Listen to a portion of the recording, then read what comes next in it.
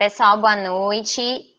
Eu me chamo Lídia Aragão, eu sou docente do Departamento de Ginecologia, Obstetrícia e Reprodução Humana da Faculdade de Medicina da Bahia e coordenadora da Liga Acadêmica de Ginecologia e Obstetrícia da Bahia. Hoje nós vamos conversar um pouco sobre síndromes hipertensivas na gestação. E eu gosto sempre de começar essa aula falando um pouquinho sobre a relevância, né, deste tema. Como que é importante, né, quantas mulheres que morrem por hipertensão, quantas mulheres que têm um desfecho desfavorável por uma assistência que não é adequada. E aí, por que eu começo essa aula com a projeção desses slides, com essas figuras, né, desses desastres aéreos? Choca um pouquinho, né, da gente olhar e quando a gente vê tantas mortes, né, por exemplo, no ataque ao World Trade Center em 2001, 2.750 pessoas morreram. No acidente com o voo Legacy em 2006, 154 pessoas morreram. E no acidente com a TAM em 2007, 199 pessoas morreram. No voo Air France, que foi aquele voo desaparecido, em 2009, 228 pessoas estavam desaparecidas. Então, mortes por acidente de avião em 2018 e 2019 foram 981 pessoas. E aí, pessoal, quando a gente tenta comparar com a hipertensão, né, olha os números, 76 mil mortes por ano, 209 mortes por dia e cerca de 9 mortes por hora. Então, assim, olha quantas pessoas, quantas mulheres, né, que morrem por hora por conta da hipertensão, né, por causa da hipertensão, seja de má assistência no pré-natal, ou de uma assistência que não seja ágil numa emergência, ou de má condução mesmo, ou de acesso, né. Então, acho que hoje a gente está aqui para discutir um tema que é altamente relevante, né, um tema que tem impacto na morbimortalidade, tanto materna quanto neonatal, um tema de extrema importância mesmo, para que todo mundo entenda e conheça, né, a fisiopatologia, a maneira como devemos conduzir um pré-natal, a maneira como devemos conduzir uma paciente numa emergência com um quadro de síndrome hipertensiva. E aí, aqui eu trago dados para vocês, né, dados da OMS. A hipertensão representa 14% da taxa de mortalidade materna no mundo. E esse dado do DataSUS de 2018, a hipertensão representa 21% das mortes maternas, tá? Aqui no Brasil. E aí, pessoal, eu vou parar um pouquinho para a gente falar sobre os fatores de risco, tá? Eu dividi aqui esses fatores de risco por entidades. Então, eu tenho o ISSHP, que é o que eu vou falar agora, eu tenho o NICE e tenho a COG. Prestem bastante atenção, que eu vou tentar destrinchar um pouco quais são os critérios que uma entidade coloca como alto risco e quais são os critérios que outra entidade coloca como médio risco. Mas o que é que eu preciso que vocês entendam? Que uma paciente que tem um fator de alto risco ou 2 fatores de risco médio, elas têm indicação para realizar profilaxia para pré-eclâmpsia. Então, quais seriam, pelo ISSHP, os critérios de alto risco?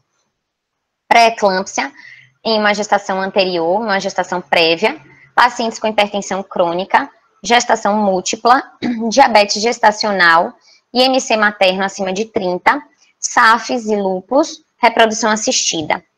Pelo ISSHP, os critérios de médio risco: idade materna avançada, história familiar de pré-eclâmpsia, curta duração do relacionamento, menos de 6 meses antes da gestação. A gente vai discutir que a fisiopatologia da pré-eclâmpsia é muito interessante porque ela é multifatorial, né? E até fatores genéticos, fatores imunológicos estão envolvidos nisso. Por isso a gente coloca essa questão do relacionamento, porque existem algumas teorias que falam sobre a sensibilização de antígenos paternos, né? Desencadeando a pré-eclâmpsia.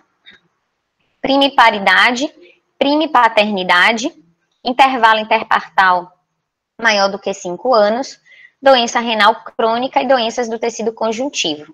Então, isso aqui é pelo ISSHP. Agora eu vou apresentar para vocês pelo NICE, tá? Pelo NICE, quais seriam os critérios de alto risco? Doença hipertensiva na gestação anterior, doença renal crônica, doença autoimune como SAFES e lúpus, diabetes tipo 1 e tipo 2, hipertensão crônica. E critérios de médio risco: primiparidade, idade maior do que 40 anos, intervalo interpartal maior do que 10 anos, IMC maior do que 35 na primeira consulta, história familiar de pré-eclâmpsia, tá? De parente de primeiro grau, mãe ou irmãos, e gravidez múltipla. Pelo American College, o que é que seriam os critérios de alto risco e de médio risco? De alto risco, história de pré-eclâmpsia, principalmente pré-eclâmpsia com critérios de gravidade, gestação múltipla, hipertensão crônica, diabetes tipo 1 e tipo 2, doença renal, doença autoimune, SAFES e lúpus. Critérios de médio risco, nuliparidade, obesidade, IMC maior do que 30, história familiar de pré-eclâmpsia, então parente de primeiro grau, mãe ou irmãs, características sociodemográficas como afrodescendente, status socioeconômico baixo, idade maior do que 35 anos, fatores de risco pessoais, baixo peso ao nascer ou pequena paridade gestacional e um intervalo interpartal maior do que 10 anos. Vocês conseguem ver que tem alguns critérios que eles são semelhantes no alto risco e outros são semelhantes no médio risco, mas eles divergem em algumas coisas. Então, eu fiz uma outra tabelinha para a gente avaliar quais são as diferenças nos fatores de risco entre o American College, entre o NICE e entre o ISSHP para os critérios de alto risco. Então, na COG, ele coloca que gestação múltipla entra, no NICE não inclui gestação múltipla, no alto risco, mas ele inclui no médio, no ISSHP inclui no alto risco gestação múltipla. No American College não inclui MC em alto risco, mas sim no médio, maior do que 30.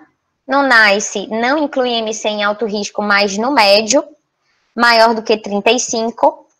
E no ISSHP, no alto risco, inclui MC maior do que 30. No American College não inclui reprodução assistida, nem no médio risco, nem no alto, então a COG não faz essa distinção para a FIV, tá? Que é a fertilização in vitro. O NICE não inclui reprodução assistida também, nem no médio, nem no alto. E o ISSHP inclui reprodução assistida. A COG inclui doença renal no alto risco, inclui doença renal no alto risco NICE também, e o ISSHP não inclui doença renal em alto risco, mas sim no médio. Vamos agora para o slide das diferenças dos critérios de médio risco nas diferentes entidades. Na COG, ele coloca que a idade é acima de 35, no NICE acima de 40, e no ISSHP ele coloca idade materna avançada. Na COG, no médio risco, ele não inclui curta duração de relacionamento, no NICE não inclui curta duração de relacionamento, no ISSHP ele inclui curta duração do relacionamento menor do que 6 meses antes da gestação. Na COG não inclui paternidade, no NICE não inclui paternidade, mas no ISSHP inclui. Na COG, fatores de riscos pessoais, baixo peso ao nascer, PIG, intervalo interpartal maior do que 10 anos, encontra-se no médio risco. No NICE, apenas intervalo interpartal maior do que 10 anos. E no ISSHP, um intervalo interpartal maior do que 5 anos. Na COG, não inclui doenças do tecido conjuntivo, no NICE também não inclui, e no ISSHP inclui. Na COG, no médio risco, inclui as características sociodemográficas, no NICE não inclui e no ISSHP também não inclui. E uma outra maneira que a gente tem, uma outra estratégia que dessa vez a gente chama não como fator de risco, mas uma estratégia de predição de pré-eclâmpsia, tá? Isso aqui foi postulado pela Fetal Medicine Foundation, tá? Que é a realização do Doppler das artérias uterinas, que a gente faz no morfológico de primeiro trimestre, que a gente faz entre 11 semanas até 13 semanas e 6 dias, e a gente repete também no morfológico de segundo tri, que a gente faz de 19 semanas até 24. Eles colocam que o valor isolado do índice de pulsatilidade da artéria uterina, ele é questionável, tá? Ele só tem sentido quando a gente começa a incluí-lo com uma história e quando a gente acaba colocando em uma calculadora, tá? Então, aqui são só as recomendações, né, de como que a gente deve fazer. Então, a gente faz sempre no primeiro trimestre, no MOFO de primeiro, depois a gente repete, mas o que eu queria colocar para vocês é que ele isolado, ele não tem um valor.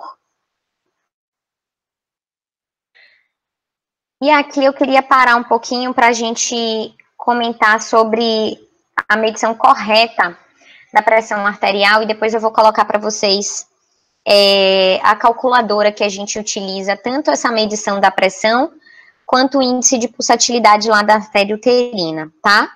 Então, as pacientes, elas devem estar sentadas, bem confortáveis, com os braços apoiados no nível do coração, lembrar que elas precisam estar com a bexiga vazia, elas não podem ter tomado nenhum derivado de cafeína no dia, elas precisam ter tido pelo menos um repouso, não dá para você aferir logo a pressão, logo que a paciente chega no serviço, ela precisa de um repouso de pelo menos 5 minutos, tá? E aí a gente precisa também ter um manguito adulto de tamanho apropriado. Quando eu tenho um braço pequeno, aquele manguito tem que ser menor do que 22 centímetros, um braço normal entre 22 a 32 centímetros, e o manguito para obeso, a gente precisa ter um manguito entre 33 a 42 centímetros. Isso vai depender da circunferência do braço, tá? A gente precisa realmente adequar o tensiômetro à circunferência do braço da paciente. Então, após repousar 5 minutos, a pressão arterial ela deve ser medida em ambos os braços simultaneamente, e 2 conjuntos de gravações, eles são feitos com intervalo de 1 minuto. Aí os 4 conjuntos de gravação, tanto da sistólica quanto da pressão diastólica, são necessários para poder entrar nessa calculadora de risco que eu estou falando, e na medição final da média, tá? É uma média dos 4 conjuntos de medição. Isso vai ser calculado automaticamente no cálculo de risco específico do paciente. E aqui é o modelinho dessa calculadora que eu tô falando, tá? A gente vai preenchendo, é uma calculadora bem didática, a gente encontra isso no site, e aí a gente coloca o Doppler das artérias uterinas, coloca essa medida da pressão arterial média. O ideal é que a gente tenha também alguns marcadores que são marcadores séricos, tá? Como o PLGF ou o PAPA. E aí a gente vai jogando aqui nessa tabela e ela vai calcular o risco para a gente.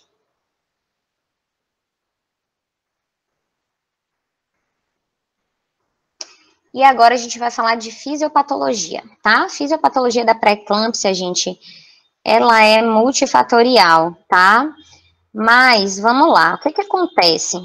Nas gestações normais, as células do citotrofoblasto da placenta, que está se desenvolvendo, elas vão migrar através da decídua e parte do miométrio para poder invadir tanto o endotélio quanto a túnica muscular das artérias espiraladas maternas. Essas artérias, pessoal, elas são ramos terminais da artéria uterina. E essas artérias, elas fornecem sangue para o feto, tá? Essa placenta em desenvolvimento aí, que é essa figurinha número 1, esses vasos passam por transformações. Vocês estão percebendo que a gente lá em cima tinha um vaso com calibre menor, e aí depois desse fenômeno que eu falei, eu vou ter vasos de pequenas arteríolas musculares para vasos de alta capacitância, de baixa resistência. O que é que acontece? Com isso eu facilito enormemente meu fluxo sanguíneo para a placenta em comparação com as outras áreas do útero, tá? Deu para entender? Então, assim, aqui a primeira figura, tá? A figurinha que está aí na direita, é uma gestação normal. Então, as minhas células citotrofoblásticas, elas invadem, eu vou destruindo lá a minha camada da artéria espiralada e eu vou ter um vaso muito maior, tá? Um vaso com alta capacitância.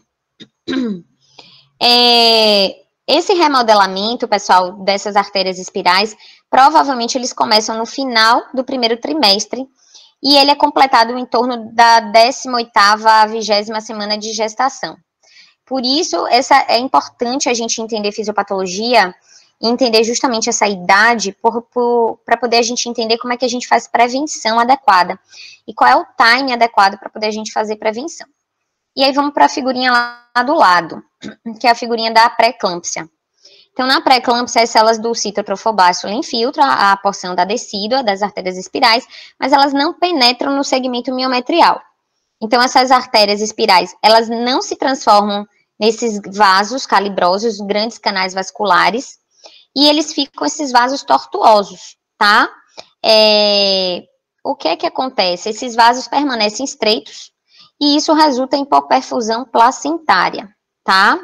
E esses defeitos aí da placentação, essa hipoperfusão placentária, por que isso ocorre? E eu vou conseguir explicar todos os desfechos adversos que eu tenho na gravidez.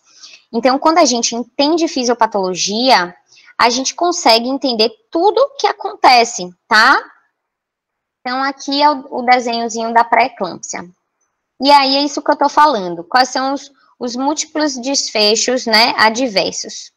Restrição de crescimento, óbito fetal, pode também ter descolamento da placenta. Esses fatores, deixa eu só voltar aqui, só um pouquinho.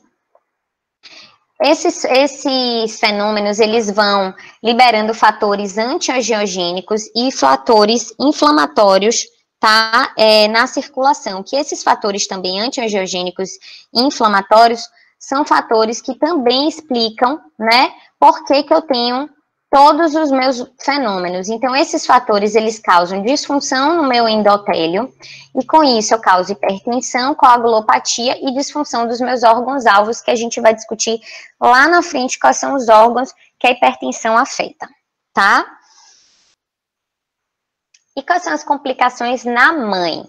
Descolamento prematuro da placenta, coagulação intravascular disseminada, edema agudo de pulmão, insuficiência hepática ou renal, que são aqueles órgãos, tá, pessoal, que eu falei lá na frente, tá, que são os órgãos que sofrem, são os órgãos que têm disfunção, hemorragia cerebral, convulsões, coma e óbito materno. E no meu nenê também eu tenho repercussões? Sim.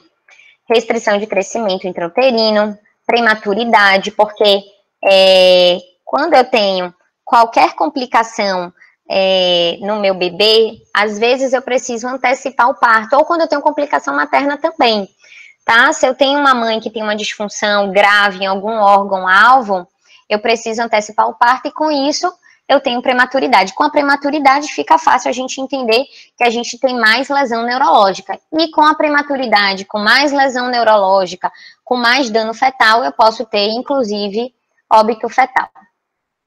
Isso aqui eu vou ficar super feliz se eu terminar essa aula e vocês entenderem apenas esse slide, tá? Essa é a classificação, pessoal, mais recente das síndromes hipertensivas, que é uma classificação que ela é postulada pela COG, tá? Então, eu costumo brincar com quem me conhece que eu quase convulsiono e faço essa carinha aí do lado quando alguém fala para mim que um paciente tem DEG. Porque DEG, gente, é um diagnóstico sindrômico. DEG, imagina DEG como um guarda-chuva. E agora, se eu sei classificar, se eu entendo o que são as desordens hipertensivas, eu consigo colocar a paciente em alguma dessas entidades. Então, quais seriam as classificações das desordens hipertensivas? Hipertensão arterial crônica, hipertensão gestacional, pré-eclâmpsia ou eclâmpsia, pré-eclâmpsia sobreposta à hipertensão. A gente vai discutir isso aqui já já. Eu queria só falar rapidinho para vocês da hipertensão do jaleco branco e da hipertensão mascarada. Elas participam da classificação da hipertensão no geral, mas elas também devem ser lembradas por nós, tá? Ginecologistas e obstetras. Então, eu defini como hipertensão mascarada aquela presença de pressão normal no consultório, mas elevada fora dele. E a do jaleco branco, ao contrário, ela é definida pelo encontro de valores elevados no nosso encontro, no consultório, e valores normais em todas as medidas domiciliares, tá? E eu ainda tenho uma outra classificação, que é precoce, quando essas desordens ocorrem abaixo de 34 semanas, tardia, quando ocorre acima de 34, e com e sem critérios de gravidade, que a gente vai discutir já já lá na frente do que se trata. E aí vamos para as definições. O que seria uma hipertensa gestacional? É aquela paciente que tem níveis tensionais acima de 140/90, medida em 2 ocasiões, com intervalo de pelo menos 4 horas. Isso aqui é ou a PA sistólica ou a PA diastólica, tá? Eu não preciso ter a sistólica e a diastólica alterada. Eu posso ter uma ou outra alterada em 2 ocasiões com intervalo de pelo menos 4 horas. Após a 20ª semana, numa paciente que é previamente normotensa e que não é acompanhada de proteinúria, também não é acompanhada de sinais ou sintomas de disfunção de órgão-alvo, e os níveis pressóricos retornam ao normal no período pós-parto. Lembrar que o diagnóstico de hipertensão gestacional ele é retrospectivo devido à ausência de proteinúria. Então, é bem fácil, gente, a gente dar diagnóstico de hipertensão gestacional, tá?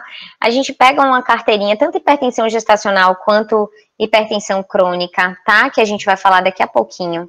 Eu pego um cartãozinho de pré-natal, olho, se tem PA alterada depois da 20ª semana, mais do que 2 pressões, 140/90, essa paciente, até que prove o contrário, ela é somente hipertensa gestacional. E daí, depois, você vai buscar outros sintomas, outros sinais, você vai avaliar com exames de laboratório para ver se ela tem disfunção de órgão, mas ela já tem um diagnóstico de hipertensão gestacional. Vocês não podem ficar com dúvida. Se você abre um cartãozinho da gestante e encontra mais do que 2 pressões, ou a sistólica ou a diastólica alteradas, vocês podem dar o diagnóstico de hipertensão gestacional. Tá bom? Não quero que vocês saiam daqui hoje com dúvida de como classificar as desordens hipertensivas. E o que seria pré-eclâmpsia? É igualzinho a hipertensão gestacional, tá? Nível tensional acima de 140/90, medida em 2 ocasiões, intervalo de 4 horas, só que eu tenho proteinúria ou tenho sinal ou sintoma de disfunção de órgão-alvo. A proteinúria a gente vai discutir como é que a gente entende que um paciente tem proteinúria, e outras disfunções orgânicas maternas. Quais seriam elas? Lesão aguda, creatina maior do que 1, comprometimento de função hepática, dor epigástrica ou enquadrante superior direito, elevação das aminotransferases 2 vezes o valor da linha de base, tá? A gente considera mais ou menos acima de 70 as 2 transaminases. As complicações neurológicas, como confusão mental, amaurose, turvação visual, escotomas cintilantes, as complicações hematológicas, plaquetopenia abaixo de 100.000. Lembrar que a grávida já é plaquetopênica, mas a plaqueta abaixo de 100.000, ela já é patológica, tá? Anemia microangiopática e edema agudo de pulmão. E lembrar que eu falei para vocês que a gente tem tanto complicação materna quanto complicação fetal, lembra lá das nossas desordens? Então, eu também tenho as minhas disfunções útero-placentária. Quando eu falo de disfunção de órgão-alvo, não estou falando só de disfunção da mãe, também estou falando de disfunção no meu nenê. Então, eu posso ter um nenê com restrição de crescimento, eu posso ter um neném com a Doppler velocimetria de artéria umbilical alterada, eu posso ter o meu nenê com oligodramia, que é o líquido amniótico num volume reduzido, e eu posso ter um natimorto também, ou até um óbito fetal. Então, o que é que eu quero de vocês aqui? Pré-eclâmpsia é parecido com a hipertensão gestacional? Um pouco. O que é que muda? Eu tenho a mesma maneira de dar diagnóstico, mas muda que eu tenho proteinúria e muda que eu tenho sinal ou sintoma de disfunção de órgão-alvo. Só da mãe? Não, pessoal. Eu tenho da mãe e posso ter do meu nenê também. Um ou outro, ok? E como é que eu defino que uma paciente tem proteinúria positiva? Ou eu vou fazer uma proteinúria de 24 horas e vai dar acima de 300 miligramas. Lembrar também lá da fisiopatologia, né, da gestante. A gestante tem uma proteinúria que é fisiológica, tá? Mas a proteinúria passa a ser patológica quando ela é acima de 300 miligramas em 24 horas. Ou, quando eu faço um stick urinário, pego uma fitinha, peço para a paciente fazer um xixi no potinho. Lembrar que esse xixi do potinho, ele vai servir tanto para proteína de fita, que é o stick, quanto a relação proteinúria-creatinúria. Mas a paciente precisa ter um intervalo de pelo menos 4 horas sem urinar, tá? Eu preciso ter uma urina um pouco mais concentrada. E quando que é positiva? Quando eu tenho uma cruz na minha proteinúria de fita, ou quando eu tenho uma proteinúria creatinina urinária maior do que 0,3, tá? Esse exame, gente, é super fácil da gente fazer no pronto atendimento. Ninguém vai numa emergência resolver colher uma proteinúria de 24 horas para poder dar um diagnóstico de pré-eclâmpsia. Então, na emergência, a gente faz o stick ou faz a relação proteína-creatinina urinária, tá? Que tem um resultado super rápido. Agora, eu preciso lembrar vocês que eu tenho algumas interferências na minha proteinúria. A desidratação, a hematúria e a bacteriúria, elas podem produzir resultados falso positivos. Mas aí vale da sua anamnese, né? Se você faz uma boa coleta de anamnese, se você faz um bom exame físico, você consegue dar o diagnóstico diferencial. E o que seria hipertensão crônica? Hipertensão crônica, gente, também é muito fácil. Olha só.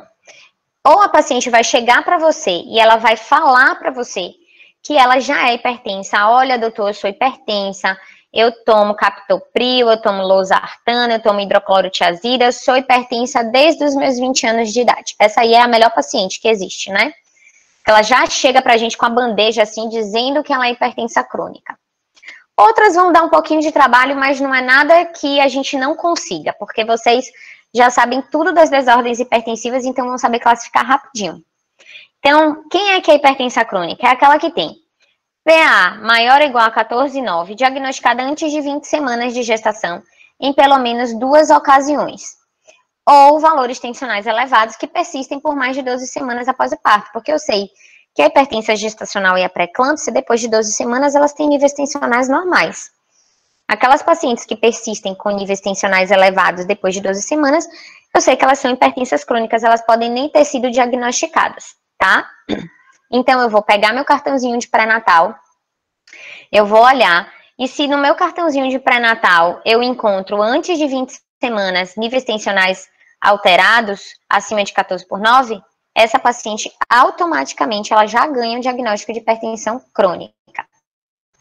E o que seria com pré-eclâmpsia superajuntada sem critérios de gravidade? É aquela paciente que preenche os critérios para ser hipertensa crônica e que acrescentou proteinúria. Ponto. E ela não tem gravidade porque ela não tem aquelas disfunções de órgão-alvo, que foi o que eu falei, tanto da mãe quanto do nenê. E o que seria pré-eclâmpsia superajuntada com critério de gravidade? Ela tem a mesma definição da hipertensão crônica, ela ganha a proteinúria ou ela ganha os critérios de gravidade, tanto da mãe quanto do nenê.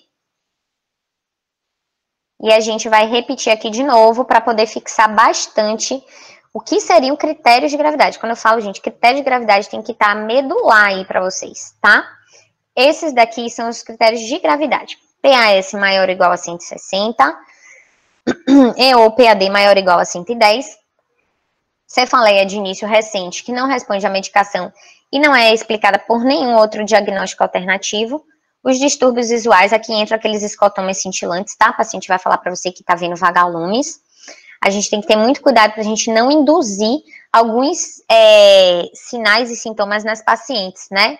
Essa questão dos escotomas, às vezes a gente faz uma pergunta assim bem dirigida, ou pergunta para o paciente, fulana, você tá vendo aqueles vagalumes, aqueles pontos cintilantes? Não é assim que a gente pergunta, tá? Porque senão o paciente vai dizer para você que sim. Então a gente pergunta se tá tudo bem com a visão, se ela tem alguma alteração, tá? Para poder a gente não induzir em algumas perguntas. A insuficiência renal, que a gente já tinha visto quando eu tenho o valor de creatinina alterado, edema agudo de pulmão, comprometimento da função hepática, que é 2 vezes acima da linha de base, as transaminases acima de 70, trombocitopenia abaixo de 100.000, as plaquetas, e do nenê, gente, não podemos esquecer que são as disfunções uteroplacentárias, tá? Lembrar que a pré-eclâmpsia é uma doença vascular, lembra lá da fisiopatologia que eu falei? Então, meu bebê também está sofrendo, meu território uteroplacentário também está sofrendo. Então, com isso eu tenho restrição de crescimento, alteração de Doppler, oligodramia ou natimorto. E o que seria eclâmpsia? Eclâmpsia é a presença de crises tônico-clônicas, focal ou multifocal, de início recente, na ausência de qualquer outra condição causadora, tá? Que a gente saiba, tem pacientes que têm crises tônico-clônicas ou crises focais, mas que têm causas conhecidas, como epilepsia, isquemia arterial cerebral e infarto. Hemorragia intracraniana, uso de drogas, tá? lembrar que a eclâmpsia, gente, ela pode ocorrer antes, durante e no pós-parto, tá? E aqui é só uma curiosidade para poder trazer para vocês, que isso aqui eu aprendi com o pessoal da Neuro, então eu acabei trazendo aqui só para poder dizer que eu aprendi, tá? Mas, vamos lá. Esse termo convulsão, gente, ele é um termo popular, né? E ele acaba sendo um termo ambíguo e acaba sendo um termo mesmo oficioso, usado para significar uma atividade motora exuberante durante a crise. Então, essa atividade, ela pode ser tônica, ela pode ser clônica, mioclônica ou tônico-clônica, tá? Essa palavra convulsão, ela não faz parte da classificação das crises em 2017, mas ela vai permanecer mesmo no uso popular. Então, a gente acaba usando mesmo. Então, exemplo de crise que não é convulsão, porque não tem atividade motora exuberante, é uma crise de ausência, por exemplo. Então, igual a DEG que eu falei para vocês, ó, pessoal, DEG é um guarda-chuva. O guarda-chuva aqui é a crise epiléptica. E a convulsão, ela está dentro da classificação, porque nem toda crise epiléptica tem atividade motora importante, tá? Como, por exemplo, a crise de ausência que eu tinha falado para vocês, que não tem atividade motora. E as crises epilépticas que possuem atividade motora são as tônica, clônicas, mioclônicas e tônico-clônicas, certo? Então, isso aqui eu ganhei uma chamada de atenção do pessoal da Neuro. E aí, depois eu falei, o obstetra tem que aprender também, o GO também tem que aprender algumas coisas. É por isso que eu acabo sempre comentando nas nossas aulas, porque a gente sempre fala, né, paciente com eclâmpsia, paciente que convulsionou. Então, aqui, só pra gente ficar mais espertinho, eu trago aqui esses slides, tá bom? Mas isso aqui é só pra nomenclatura. E aí, a tão falada iminência de eclâmpsia, né, o que seria? É aquela paciente, gente, que tá lá no sinal amarelo, ela tá falando pra você assim, eu vou convulsionar, presta atenção em mim, porque a qualquer hora eu vou convulsionar. E o que é que ela sente, né? O que é que a gente chama de sinais de iminência de eclâmpsia? A maioria das pacientes tem cefaleia grave, normalmente a cefaleia frontal, ela fala assim que ela tá com dor na testa, uma dor de cabeça na testa. Mas ela pode ter aquelas alterações visuais que eu falei pra vocês, que são os escotomas cintilantes, náuseas e vômitos, dor em quadrante superior e dor em região epigástrica, tá? Principalmente quando elas têm, gente, comprometimento hepático, tá? Às vezes a gente tem distensão da cápsula, tá? Do fígado. E hiperreflexia, tá? Mas o que eu queria falar para vocês aqui, nesse momento da nossa conversa, é que cerca de 25% das pacientes que têm eclâmpsia são pacientes assintomáticas, tá? Então, por isso a importância, né, da gente dar uma assistência adequada, porque as pacientes têm eclâmpsia, mesmo sem esses sinais aí de iminência de eclâmpsia, mesmo sem estar lá no sinal amarelo que eu falei, tá? E aí, de diagnóstico diferencial, o que é que eu tenho que pensar, né? A gente sempre tem que abrir o leque, né, para os diagnósticos diferenciais. Então, gestante sem critérios diagnósticos para hipertensão arterial gestacional ou pré-eclâmpsia ou HELP, déficit neurológico ou rebaixamento do nível de consciência persistente, início das convulsões com mais de 48 horas pós-parto ou antes de 20 semanas, aquelas crises que são refratárias à magnesioterapia. E o que é que pode ser, gente, se não eclâmpsia, tá? Porque a gente acha que toda paciente que tem qualquer crise é eclâmpsia. Aí todo mundo já vai lá e institui a magnesioterapia. Mas não, esses diagnósticos diferenciais, eles precisam estar na cabeça da gente também. Então, a paciente pode ter um AVC, pode ter uma hemorragia intracerebral, pode ter uma trombose arterial ou venosa, pode ter uma encefalopatia hipertensiva, pode ter feocromocitoma, tá? Então, a gente tem que abrir o leque também para poder pensar em outras coisas. Lesão expansiva do sistema nervoso central, por exemplo, como um tumor, como abscesso, distúrbios metabólicos, principalmente naquelas pacientes que têm diabetes, por exemplo, fazem uso de insulina, a hipoglicemia, a uremia, infecção. A grávida também pode ter meningite, também pode ter encefalite. A grávida também pode ter púrpura trombocitopênica, tá? A grávida também pode ter epilepsia. Então, abram os diagnósticos diferenciais, ok?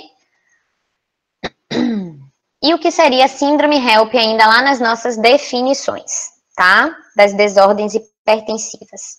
Então, pelo American College, o que é que eles colocam? Que a síndrome HELP é uma forma multissistêmica grave da doença hipertensiva específica da gestação e que vai se caracterizar por anemia hemolítica microangiopática, disfunção hepática e trombocitopenia. Olha só as letrinhas lá da síndrome HELP. H é de hemólise, EL é de elevação das enzimas hepáticas e LP é de diminuição das plaquetas. Lembra lá que eu falei para vocês já todos os valores e eu não quero que vocês esqueçam, tá? Repetindo, então, plaqueta é abaixo de 100 mil, e aí vocês ganham mais um conhecimento agora que a gente considera como trombocitopenia grave, quando eu tenho plaqueta abaixo de 50 mil. Hemólise, ou eu vou encontrar esquizócito lá na minha periferia, com o paciente apresentando icterícia, ou eu vou dosar a bilirrubina, total vai estar acima de 1,2, e o LDH vai estar acima de 600. Lembrar que todos esses exames, olha como é importante a gente entender fisiopatologia, a gente entender definição, porque a gente entende o que é que a gente tem que pedir de exame, né? Então a gente consegue entender o que temos que pedir, como temos que interpretar, tá? E a elevação das aminotransferases, 2 vezes a linha de base, e a gente considera ela acima de 70 como patológica, tá? Tanto o TGO quanto o TGP.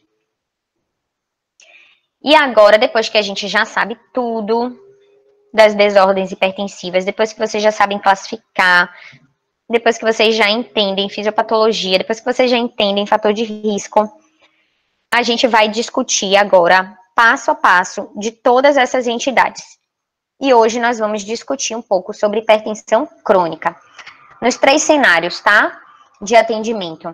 No cenário de atendimento no pré-natal, no cenário de atendimento na enfermaria e no cenário de atendimento no plantão. O que é que a gente tem que fazer no caso da hipertensão crônica? Depois a gente vai seguir com as outras entidades, tá? Então, de consulta pré-natal, eu vou fazer consulta mensal até 30 semanas, quinzenais até a 34ª e semanal após a 34ª semana até o momento do parto. Nas orientações para consulta, eu tenho que fazer um exame físico completo, eu tenho que fazer medição da pressão arterial, já falamos como que a gente deve fazer a medida correta, né, que a gente deve ter atenção ao manguito, a proteinúria de fita que vai ajudar a gente. Uma coisa aqui que é super importante, pessoal, que eu acabei nem comentando lá na frente. A paciente com hipertensão crônica, ela pode ser uma paciente já com lesão de órgão-alvo, né? Principalmente aquelas pacientes com hipertensão crônica de longa data. Então, assim, essas são as pacientes que são mais difíceis para a gente dar diagnóstico de pré-eclâmpsia, porque elas já começam o pré-natal com proteinúria positiva, tá? E aí, ou seja, ela já tem disfunção, né, de órgão-alvo. E aí, como é que eu vou saber que ela desenvolveu pré-eclâmpsia? Aí a resposta é a seguinte, ou ela vai desenvolver uma proteinúria mais maciça, ou ela vai apresentar outros sinais ou sintomas de disfunção de órgão-alvo, que são aqueles critérios de gravidade. E aí vai ficar fácil de eu saber que ela é uma pré-eclâmpsia superajuntada, tá? Por isso que é importante, na minha primeira consulta de pré-natal, eu tenho uma proteinúria. As orientações comportamentais e alimentares. No caso da hipertensão crônica, a gente precisa orientar a dieta hipossódica, a gente vai discutir lá na frente que na pré-eclâmpsia e na hipertensão gestacional, né, a gente não precisa tirar totalmente o sal da dieta, precisa ter uma dieta normossódica, mas aqui na hipertensão crônica, como a fisiopatologia, aquele eixo renina, angiotensina, aldosterona, é importantíssimo eu ter uma dieta hipossódica, tá? Então, as orientações comportamentais, né, de exercício físico e as orientações alimentares, elas são importantíssimas. E na primeira consulta, quais são os exames que eu tenho que solicitar, tá? É a avaliação de lesão de órgão-alvo, que é o que eu estava falando lá na frente. Então, eu preciso pedir um eletrocardiograma, um ecocardiograma, uma fundoscopia para ver se não tem lesão de retina, um ultrassom renal para poder saber se realmente essa paciente não tem uma hipertensão secundária. Os exames de laboratório, que é a tão chamada rotina de DEG, tá? função renal, creatinina, função hepática, LT-ST, LDH, ácido úrico, bilirrubina total e frações, hemograma com a morfologia das hemácias e a proteinúria de 24 horas ou a relação proteína-creatinina urinária. Essas avaliações todas, gente, de exame de laboratório, tá? E vocês vão ver lá na frente de exame de imagem também para o nenê. Elas são mensais até a 28ª semana. A partir da 28ª, elas são quinzenais. E a partir da 34ª semana até o parto, elas são semanais. E como é que eu avalio o meu bebê? Meu menino, eu preciso avaliar a vitalidade fetal. Como? Fazendo ultrassonografia com Doppler das artérias, da artéria umbilical e da artéria cerebral média. O perfil biofísico fetal, que é o PBF. No PBF eu vou avaliar tônus, movimento corporal, movimento respiratório, índice de líquido amniótico, e se eu tiver cardiotocografia também entra na minha pontuação. Eu dou nota 0 para o meu PBF em algum desses itens, quando eu tenho algum desses itens alterados, por exemplo, eu tenho o ILA anormal, vai ganhar 0. Mas se eu tenho o ILA normal, vai ganhar número 2. Então, o PBF é assim, ó, pessoal, que eu descrevo. Nota 8 em 8. Ela tem 2 para movimento respiratório, 2 para movimento corporal, 2 para líquido amniótico. Eu vou somando tudo, no final eu tenho 8 em 8 se eu não tiver a cardio top. Ou se eu tiver a cardio, vai ser 10 em 10, tá? Se eu tiver qualquer um desses marcadores alterados, eu ganho nota 0. Então, é igualzinho lá do laboratório que eu falei. Eu vou fazer mensal até a 28ª, a partir da 28ª, quinzenal, e a partir da 34ª até o parto, semanal. Então, isso aqui é a recomendação do American College, tá? Isso aqui também está no Manual Técnico de Gestação de Alto Risco do Ministério da Saúde. E de tratamento, gente, hipotensor, tá? Quando é que eu vou entrar com um tratamento hipotensor e o que é que eu tenho de disponibilidade de drogas? Eu só vou entrar quando eu tiver a PA sistólica maior do que 150 ou a diastólica maior do que 100 em 2 medidas. Então, todo paciente, na primeira consulta, ela vai ganhar para casa um MRPA, que é a monitorização residencial da pressão arterial. Ela tem que levar essa tabelinha, tá, para casa e ela tem que preencher para poder ela lhe apresentar em toda a consulta de pré-natal. Eu não falei lá anteriormente, mas também uma prova de vitalidade fetal é o mobilograma, tá? O mobilograma, ele é uma prova de vitalidade que a própria mãe faz. Ela bota a mão na barriga e aí ela vai verificar quantos movimentos tem um nenê depois do café, depois do almoço e depois do jantar. O normal é que meu bebê se movimente em torno de 6 vezes pós-refeição ou 10 vezes em um dia inteiro. Quando eu tenho esses movimentos, eu considero que eu tenho um bebê com vitalidade fetal preservada, tá? E aí, quando ela traz para você esse MRPA e vem alterado, o que é que você tem de opção? A primeira droga de escolha hoje, para a gente, é a alfa-metildopa. Aqui eu queria só lembrar para vocês que isso varia muito de escola, tá? De obstetrícia. Tem algumas escolas que a metildopa não é, por exemplo, a primeira escolha. A maioria das escolas, sim. O American College coloca também. Mas, por exemplo, a USP, a primeira droga de escolha é o pindolol para eles, tá? Não é a metildopa. Então, a metildopa, a dose utilizada, a dose mínima de 500 mg, máximo de 2 gramas dia, dividida em até 4 vezes ao dia.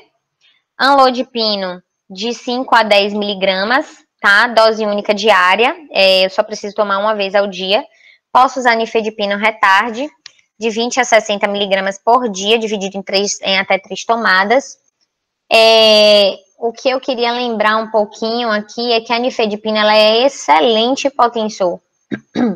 E ela é, inclusive, usada aqui pra gente quando a gente tem um quadro de urgência hipertensiva, tá? Não necessariamente eu preciso usar um hipotensor endovenoso numa urgência. Eu posso usar, se a paciente estiver bem acordada, eu posso usar um via oral.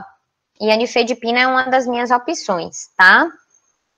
O pindolol, a dose mínima é de 5 mg e a máxima de 30 mg. O pindolol, ele é um beta-bloqueador seletivo, tá? Então, a gente pode usar com muita segurança. Hidroclorotiazida eu posso, sim, usar na hipertensão crônica. Se ela já vinha usando, a gente não precisa tirar. A furosemida também eu posso usar e principalmente eu posso usar nas emergências também, tá?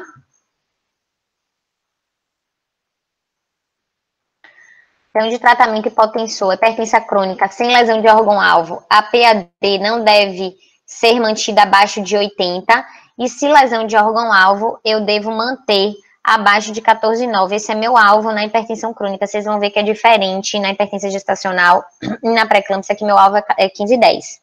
Aqui na hipertensão crônica, meu alvo é 14,9.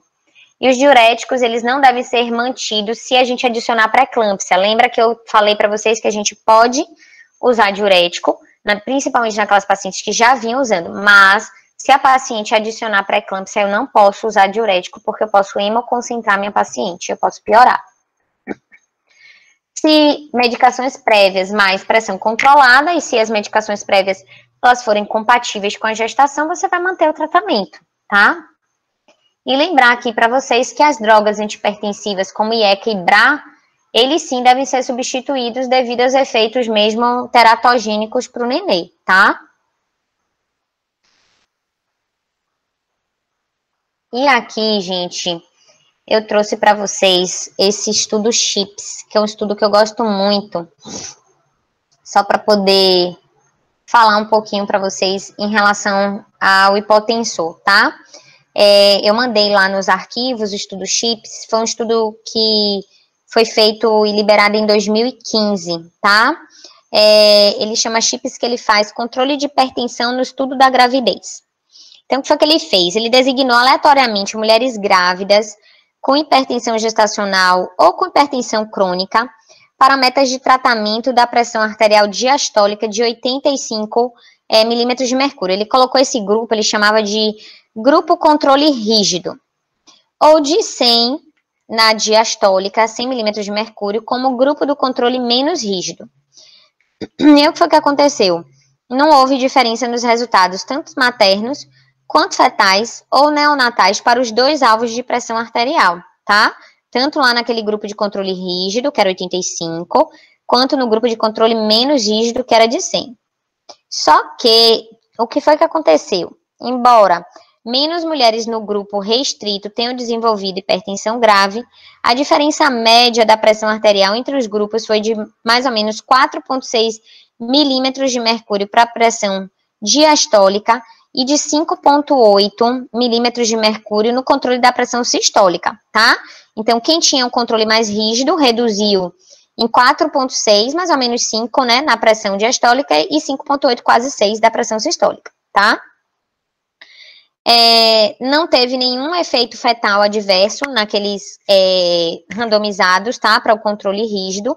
E um achado importante que eu queria falar para vocês, né, do estudo CHIPS, foi que, numa análise, ele coloca que a hipertensão materna grave, ela foi associada a um menor peso ao nascer e mais partos prematuros, pré-eclâmpsia e característica de síndrome HELP, tá?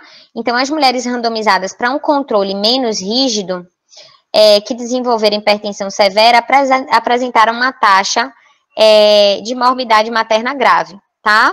Então, o CHIPS, ele vem colocando para a gente que a pressão arterial mais baixa, ela foi associada a uma ocorrência reduzida de hipertensão materna grave durante a gravidez, mas não resultou em menos pré-eclâmpsia ou menos desfechos maternos, tá certo? Hoje, o que é que a gente faz muito na prática depois do CHIPS, né? O CHIPS coloca um pouco pra gente em questão, poxa, será que tá na hora de eu introduzir hipotensor? Será que não?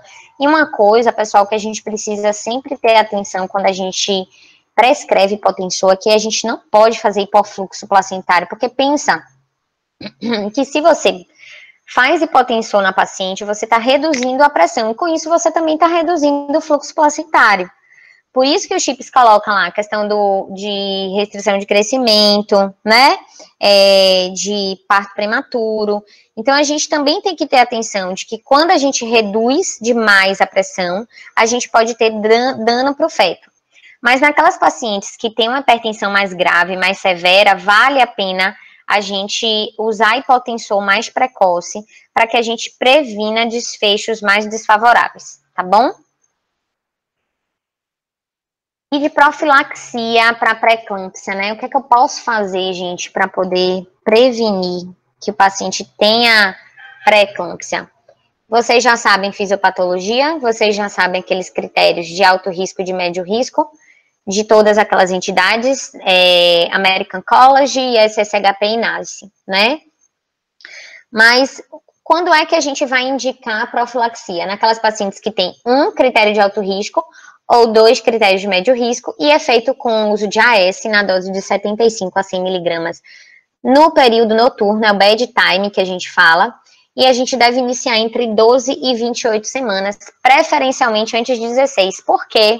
Por conta lá daquela segunda onda que eu falei para vocês, daquelas transformações das artérias, tá? Que elas ocorrem aí nesse período. Por isso, que se eu tenho que fazer prevenção, o ideal é que eu faça prevenção antes de 16 semanas. Mas é uma recomendação recente da ACOG até, de que a gente introduz a prevenção até 28 semanas, mesmo sabendo que eu não tenho tantos benefícios, tá? E aí eu vou manter essa prevenção até o momento do parto. Então aqui eu só estou botando de novo aqueles critérios que a gente já tinha avaliado, tanto de alto risco quanto de médio risco, de todas as entidades. E por que eu falei, gente, que o AS não tem que dar meio-dia, né? Vocês devem estar aí se perguntando, mas eu passei a vida inteira prescrevendo AS depois do almoço. Mas a obstetrícia é tudo diferente.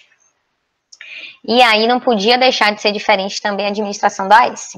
Esse aí é um trabalhinho, tá aí embaixo no slide, que depois vocês podem ler, que é um trabalho do Ayala, tá? Foi publicado em 2012, e aí ele fala que o AS, ele tem uma potencialização dos seus efeitos quando administrado no período noturno, porque ele tem um efeito nos receptores alfa e beta-adrenérgico, e aí ele faz inibição em mais do que 30% da angiotensina 2 e faz redução da renina nas 24 horas. Ele diminui os níveis urinários de cortisol, de dopamina e de norepinefrina em 24 horas.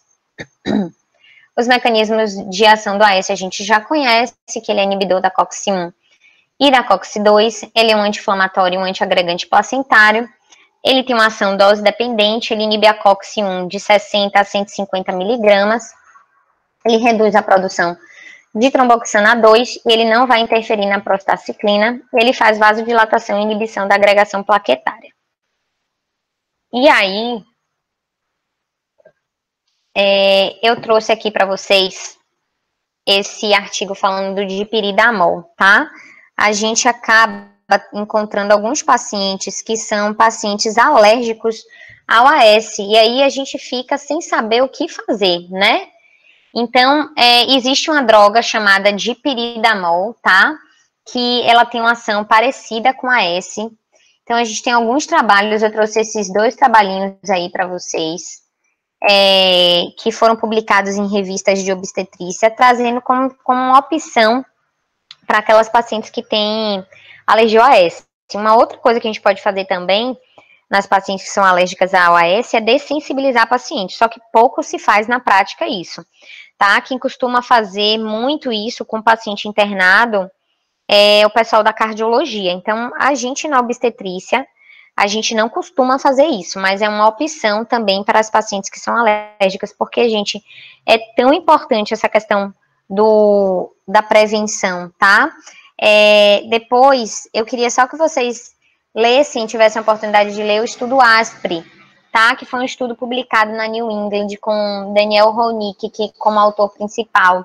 E é um estudo belíssimo, que ele fala até daquela calculadora de risco que a gente já comentou no início da aula, tá? E aí, depois que ele joga, né, na calculadora de risco, ele vai identificar quem são os pacientes que devem utilizar o AS.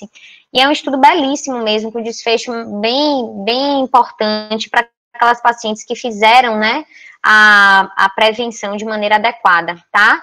Ele postula que o AS devia ser feito na dose de 150 miligramas, a gente acaba não encontrando isso aqui no Brasil, mas a gente acaba adaptando e o American College coloca também pra gente que tem esse intervalo de dose, então a gente acaba prescrevendo na prática 100 miligramas, tá? Mas é um estudo belíssimo que comprova mesmo a eficácia do uso do AS na prevenção de pré-eclâmpsia. E ainda, além do AS, a gente tem o cálcio, tá?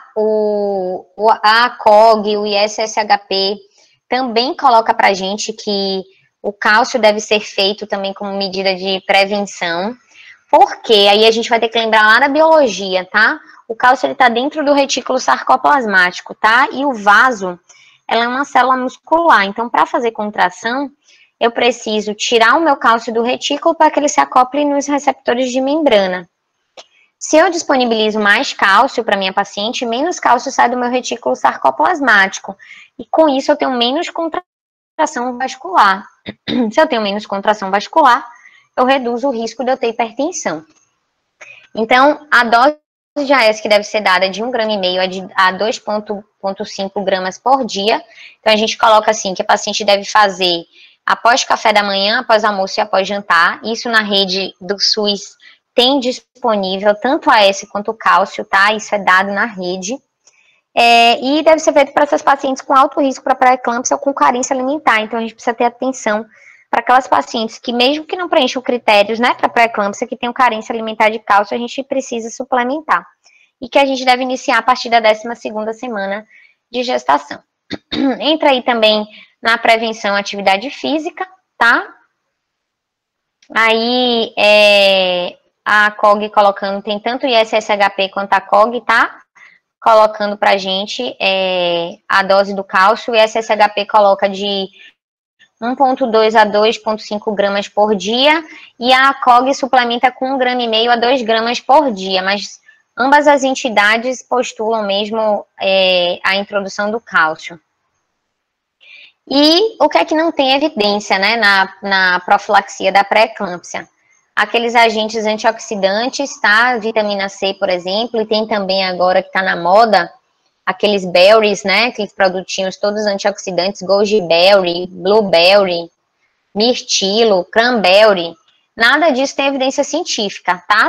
As pacientes podem até fazer ingesta, mas não para prevenir pré-eclâmpsia, tá?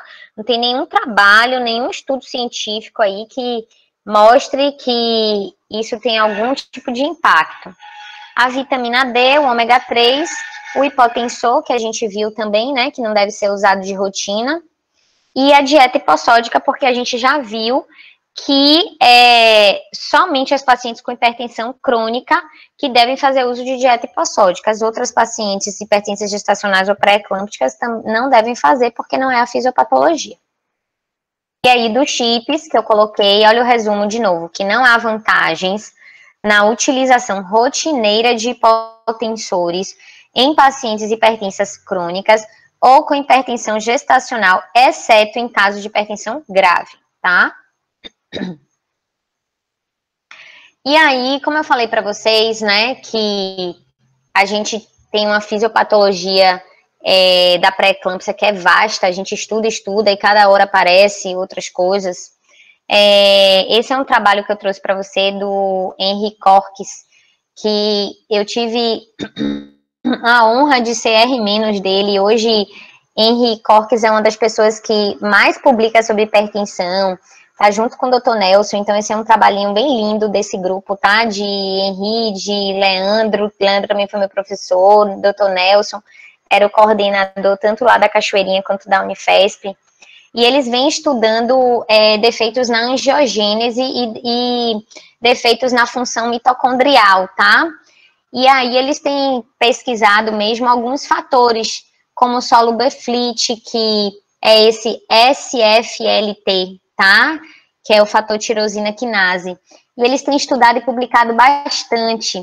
Tem até colocado que se a gente conseguisse reduzir esses fatores antiangiogênicos, né, que são fatores que são contra a formação de novos vasos, e desses vasos, como eu expliquei lá na fisiopatologia, se a gente conseguisse tirar, fazer uma férise, talvez a gente reduzisse mesmo a incidência de pré-eclâmpsia. São trabalhos belíssimos, né, desses grupos, que vale a pena depois a gente ler, porque a gente sabe que, de perspectiva futura, a pré-eclâmpsia vai caminhar por aí, tá? Aqui também, que removendo, tá, o soluble-FLT.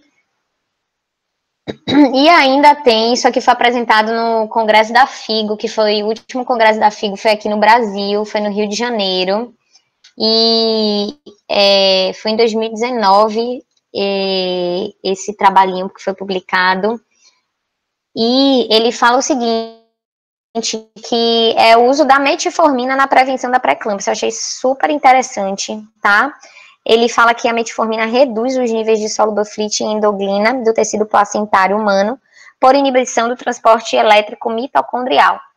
Aí ele reduz a disfunção endotelial, aumenta a vasodilatação e induz a angiogênese.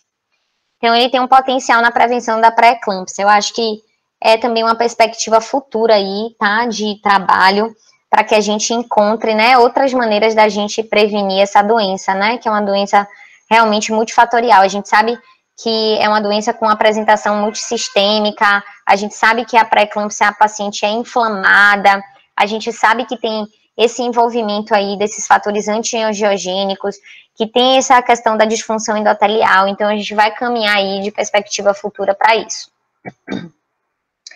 E de conduta na emergência, pessoal, o que é que eu tenho que fazer quando eu tenho na emergência um paciente com hipertensão crônica? Lembra lá que a gente acabou o cenário do pré-natal.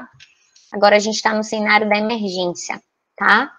Eu posso ter uma paciente com uma crise hipertensiva, tá? Na hipertensão crônica, ou eu posso ter uma paciente com iminência de eclâmpsia e eclâmpsia. E o que é que eu tenho que fazer?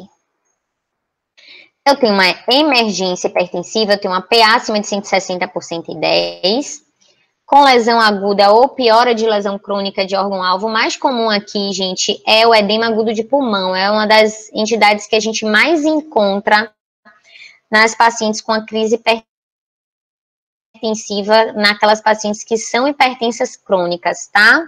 Mas eu posso ter lesão renal aguda também, e eu posso ter uma encefalopatia hipertensiva. E o que seria uma urgência hipertensiva? Eu tenho uma PA igualzinha lá da emergência, mas eu não tenho lesão de órgão-alvo. E a iminência de eclâmpsia barra eclâmpsia eu tenho depois de 20 semanas. A emergência e a urgência eu posso ter a qualquer hora, e principalmente antes de 20 semanas, tá? Mas depois de 20 semanas eu preciso pensar em iminência de eclâmpsia e eclâmpsia. E os sinais são aqueles: cefaleia frontal, escotomas, dor epigástrica, náusea, vômito, hiperreflexia, até uma crise epiléptica. E o que é que eu tenho que fazer? Lembrar que eu estou diante de uma paciente crítica. Se eu tenho uma crise hipertensiva, gente, numa paciente com hipertensão crônica, é uma paciente crítica. Então, o que é que eu tenho que fazer primeiro? Estabilizar minha paciente. É ABC mover, tá? Nunca esqueçam disso. Então, como é que eu vou fazer? Se eu tenho uma PA acima de 160 por 110, eu vou reduzir a minha pressão arterial, podendo usar um hipotensor endovenoso, que é a hidralazina. Lembrar que uma ampola de hidralazina eu tenho 20 miligramas e ela tem 1 ml. Aí eu vou diluir para fazer uma solução de 20 ml, aí eu diluo com 19 ml de água destilada, e eu vou administrar 5 ml, que equivale a 5 miligramas, a cada 15 a 20 minutos, para fazer um total de 4 doses. Lembrar que eu posso fazer a nifedipina, que também é um bom hipotensor, mas lembrar que a paciente precisa estar bem acordada, lembrar que a nifedipina é de liberação rápida e que eu preciso ter atenção para eu não fazer hipotensão muito brusca, porque lembra que a hipotensão muito brusca ela é danosa para o meu nenê também, tá? Então, qual seria a dose da nifedipina? 10 miligramas, podendo ser elevada a 20 miligramas, via oral, com intervalo de 20 minutos entre as doses, numa dose máxima de 50 miligramas em 1 hora, tá? Aqui eu trouxe para vocês, ó, esse trabalhinho justamente para poder falar para vocês que é para a gente ter atenção quando a gente prescreve nifedipina. Nifedipina, ela é muito utilizada, tá? Tanto na emergência quanto na urgência. Ela também pode ser reservado o uso, gente, quando o acesso venoso não está disponível, tá? Mas a gente precisa ter atenção porque pode ocorrer queda precipitada da pressão arterial em algumas pacientes, tá bom? E como é que eu faria o manejo da crise hipertensiva lá da entidade que eu falei para vocês, que é o mais comum, que é o edema agudo de pulmão, tá? Lembrar que a gente tem esse mnemônico, tá? MONFIS. Mas queria falar para vocês que agora já tá indo por terra abaixo a questão da morfina, tá? A morfina, gente, ela tá associada com um aumento de efeitos adversos, tá? Incluindo uma maior frequência de ventilação mecânica, um tempo mais prolongado de hospitalização, mais tempo de admissão lá em UTI e aumento de mortalidade. Então, tem um trabalhinho que eu vou mostrar lá para vocês, que é um trabalho recente e que a gente não utiliza mais. Eu sei que tem esse mnemônico que a gente aprende, que ele é super fácil para a gente decorar, mas a morfina já está em desuso. Então, vamos lá, para o O. O O é de oxigênio, tá? O oxigênio eu posso fazer a VNI com pressão positiva, porque eu vou ter auxílio na remoção do líquido dentro dos alvéolos. Deixa eu passar aqui. Isso. O nitrato, eu posso usar, assim, o nitrato para fazer controle pressórico, tá, na paciente. Lembrar que a dose do nitrato é de 20 a 40 miligramas 2 vezes ao dia, numa dose máxima de 400 miligramas por dia, tá? A furosemida eu posso fazer também, devo fazer no edema agudo de pulmão para poder eu reduzir a minha volemia. Lembrar que ele é um diurético de alça, tá? Ele vai aumentar a excreção de sódio e de água e eu vou perder potássio por ação da aldosterona. Então, a gente também tem que ter muito cuidado com o diurético. O paciente precisa estar sentado para poder a gente dar para o paciente um conforto maior, né, um conforto respiratório, ele consegue expandir melhor a caixa torácica e com isso você melhora mesmo o padrão ventilatório, tá? A gente tem outras formas também em relação ao oxigênio, caso seja necessário, né? A gente tem CPAP, que é a ventilação contínua com pressão positiva constante, caso a paciente também precise de intubação, então tudo isso a gente vai avaliar. O suporte ventilatório, quando eu coloco, é para ser avaliado caso a caso, tá? Esse aqui, ó, gente, é aquele trabalho que eu falei para vocês, tá? Da morfina, tá grifado aí, que a morfina tá associado com o aumento desses eventos adversos, tá? Incluindo um aumento na frequência de ventilação mecânica, um tempo mais prolongado de hospitalização, mais admissões em UTI e aumenta a taxa de mortalidade, tá? É um artigo aí bem fresquinho que vale a pena a gente ler, tá? Porque a vida toda a gente aprendeu que edema agudo de pulmão é MONFIS, né? Desde que eu me entendo aí na faculdade, eu decorei isso. E aí, na paciente com hipertensão crônica, eu preciso, às vezes, fazer internamento, né, na crise, fazer internamento para vigilância, desde que não preencha critérios para interrupção imediata. E quais são esses critérios de internamento? Pré-eclâmpsia superajuntada, níveis tensionais com controle insatisfatório, mesmo a gente fazendo hipotensor, fazendo hidralazina, fazendo nifedipino, enfim, escalonando mesmo o tratamento hipotensor. Comprometimento do bem-estar fetal, tais como oligodraminia ou alteração de Doppler. E magnesioterapia se hipertensão crônica com critérios de gravidade. Conduta na enfermaria. Então, a gente já atendeu no pré-natal, a gente já atendeu no plantão, agora a gente internou a paciente, né? Que são aqueles critérios ali de internação. Como é que a gente conduz essa paciente na enfermaria? Quais são os exames? O paciente está internado, eu preciso pedir proteinúria de 24 horas ou a relação proteína-creatina urinária pelo menos uma vez por semana, a rotina DEG 2 vezes por semana, a avaliação fetal, Doppler uma vez por semana, a biometria fetal, que é o peso do nenê a cada 3 semanas, tem alguns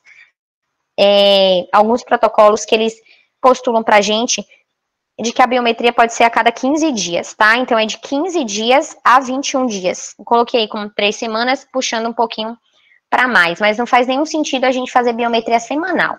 Faz sentido a gente fazer a avaliação da vitalidade fetal semanal através do Doppler e do perfil biofísico fetal, que são aqueles parâmetros que eu falei lá na frente.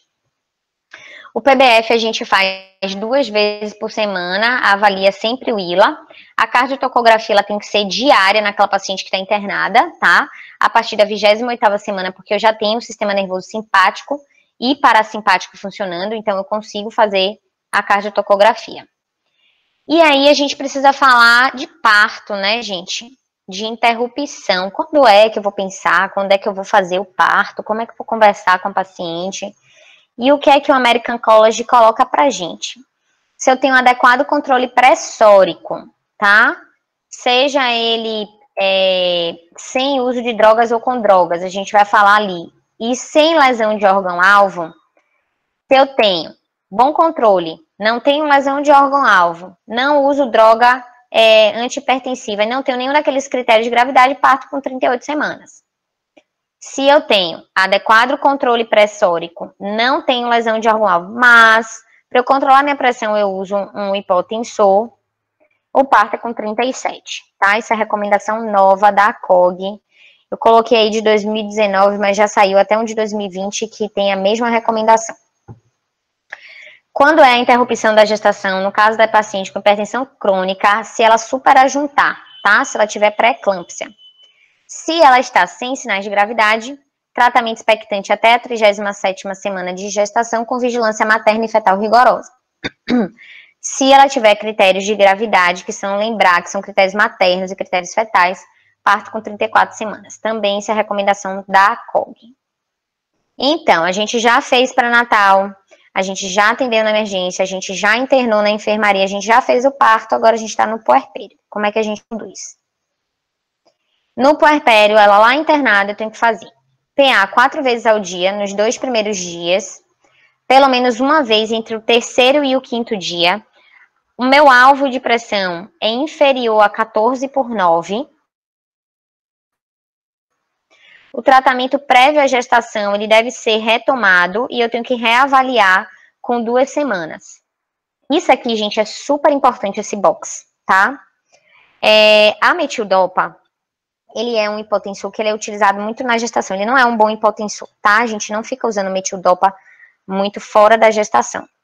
Só que o que acontece? Como ele é um hipotensor de primeira escolha, né, na gestante, no puerpério as pessoas tendem a retirá-lo de maneira súbita e a metildopa precisa ter desmame, tá?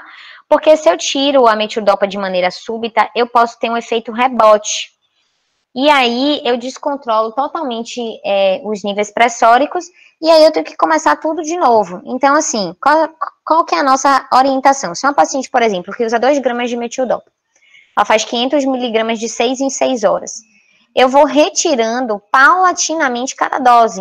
Então, eu tiro primeiro uma tomada diária no primeiro dia, aí eu avalio. No segundo dia, eu tiro a outra, aí eu reavalio. No 3º dia, eu tiro a outra, para depois eu tirar completamente e aí eu introduzindo um outro hipotensor, tá? Que seja compatível com o puerpério. A alta hospitalar, ela não pode ser precoce, tá? É diferente de uma paciente de baixo risco, de uma paciente sem comorbidade, que no parto vaginal, por exemplo, eu posso dar alta com 24 horas, na hipertensão crônica eu não posso dar alta precoce, justamente porque eu tenho que ter uma vigilância maior dos níveis tensionais, então alta no mínimo 72 horas.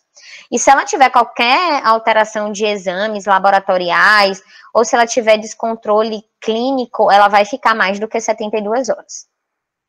Ela precisa ser orientada a ferir a pressão arterial diariamente, tá? Em domicílio, que é esse MRPA, e ela tem que levar na consulta de reavaliação. Ela não pode esquecer do MRPA para a gente saber se o tratamento que a gente deixou, né, no puerpério é um tratamento adequado, ou se a gente vai precisar fazer qualquer modificação no esquema. Às vezes são pacientes que saem até, né, usam uma dose muito maior de hipotensor durante a gestação e no puerpério a gente vai desmamando. Então, para a gente ter certeza mesmo de que a paciente está com nível tensional controlado, a gente precisa orientar que ela faça adequadamente esse MRPA e que ela compareça na consulta com ele.